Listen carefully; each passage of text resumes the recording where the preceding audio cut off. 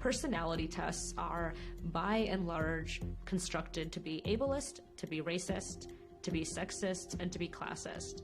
That's what happens when you have a test that decides whether you're friendly or not based on norms devised from college-educated, straight white men who don't have any known disabilities. Personality tests are useful for individual people sometimes on journeys of self-discovery, but when they're used to make decisions by other people affecting somebody's life, they become dangerous tools.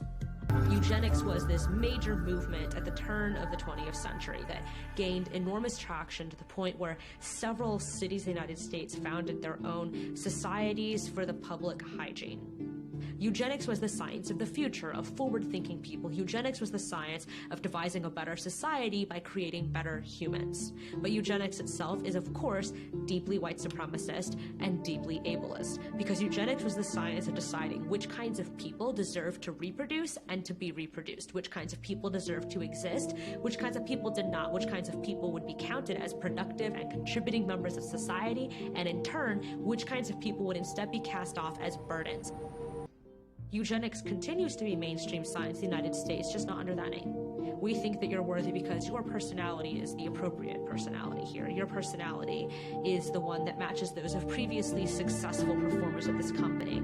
Employers or other people who are using things like personality tests to decide who they want to offer opportunities to, that is, let's be very clear about this and not mince words, who they want to make sure is able to afford food on their table and a roof over their head, as opposed to who they're like, well, too bad for you, fuck you, sucks to be you, then they're relying on the same type of pseudoscience that you were doing when you were measuring people's skulls to decide which person is intelligent or not.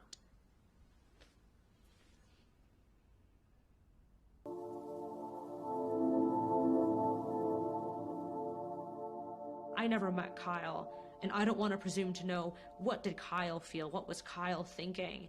When I hear about what happened in Kyle's life with facing persistent ableism and sanism in his attempt just to find a little bit of work to do, and when I hear about the ultimate end of his life, that he died by suicide, I think of dozens of other community members that I know.